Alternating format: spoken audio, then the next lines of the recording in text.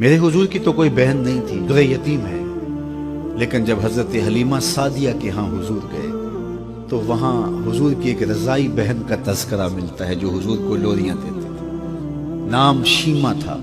تو شام کے وقت جب خواتین کھانا پکانے میں مصروف ہونے لگتی تو بہنیں ویر اٹھا کر کے باہر لے جاتی۔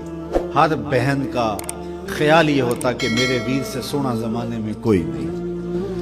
کہتے ہیں خوبصورتی دیکھنے والے کی آنکھ میں ہوتی ہے، جس کے ویر کا رنگ سونا ہوتا تو وہ کہتی رنگ نہیں تو کچھ بھی نہیں ہے، اور جس کے نقوش تیکھے ہوتے تو وہ کہتی کہ رنگ کا کیا ہے، حسن تو نقوش میں ہوتا ہے۔ جس کی آنکھیں خوبصورت ہوتی وہ کہتی میرے ویر کی جھیل جیسی آنکھیں تو دیکھو۔ اب یہی بنو سعد کے محلے میں ہوتا، بچیاں اپنے ویر اٹھا کے لے آتی ہے، کہتی میرے ویر ورگا کوئی نہیں، دوسری کہتی میرے ویر جیسا نہیں۔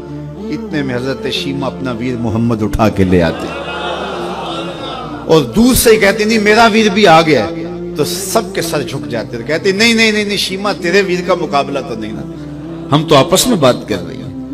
اور پھر جب کسی بہن کے ویر کو متفقہ طور پہ ساری کہہ دیں کہ تیرا ویر ہی سونا ہے تو پھر اس کا فخر تردید نہیں ہونا، پھر ان کا ذوق آسمان کو چھونے لگتا۔ ابن حشام سیرت کی سب سے پہلی کتاب، اس میں یہ واقعہ لکھا ہے کہ پھر حضرت شیمہ حضور کو اپنی آغوش میں لے کے سمیٹتی اور پھر چومتی اور پھر وہ لوری دیتی، اور وہ لوری کے لفظ بھی لکھے ہیں، ربنا ابق لنا محمدا حتی اراہ یافعا و امردا، اللہ میرے ویر محمد کو سلامت رکھنا۔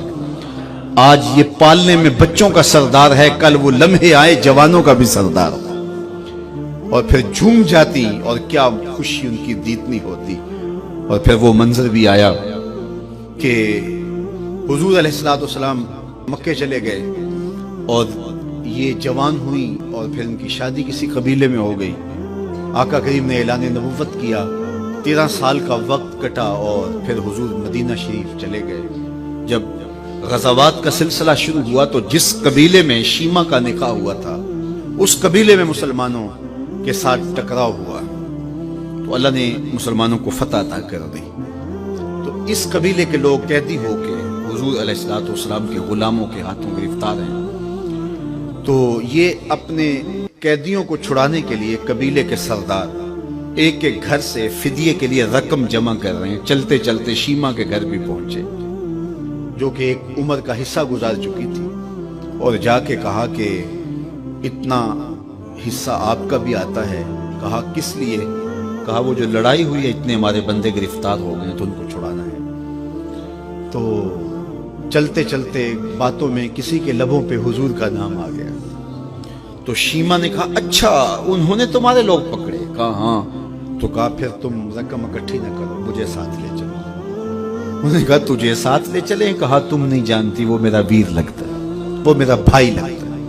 قوم کے سرداروں کے ساتھ حضرت شیمہ حضور کے نوری خیموں کی جانب جا رہی ہیں اور صحابہ ننگی تلواروں سے پہرا دے رہے۔ یہ مکی دور تو تھا نہیں، یہ مدنی دور تھا۔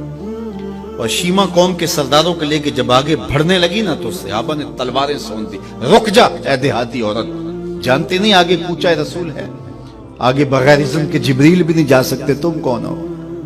تو شیمہ نے جو لفظ کہے وہ لفظ لیے، اس نے کہا خلو سبیلی وَعَلَمُوا اَنَا اُخْتُ نَبِيِّكُمْ، میری راہیں چھوڑ دو، تم جانتے نہیں میں تمہارے نبی کی باجی لگتی۔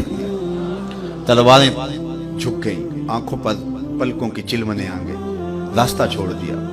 حضور کے خیمہ نوری میں داخل ہوئی تو حضور نے دیکھا، پہچان لیا، اٹھ کے کھڑے ہو گئے۔ فرمایا بہن کیسے آنا ہوا؟ آپ کے لوگوں نے ہمارے کچھ بندے پکڑے ہیں، چھڑانے آئی۔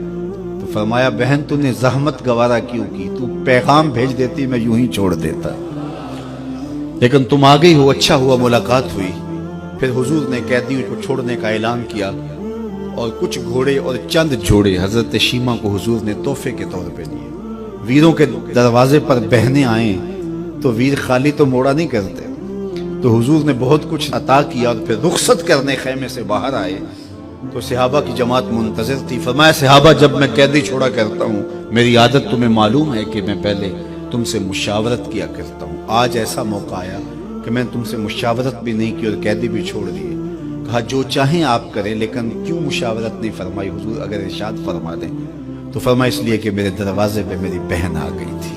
کوئی لاؤ تو صحیح زمانے میں ایسا، کوئی لاؤ تو صحیح زمانے میں یہ جمال اور یہ حسن اور یہ کمال رکھنے والا، تو پھر کیوں نہ ہم اپنی ساری زندگی اس آقا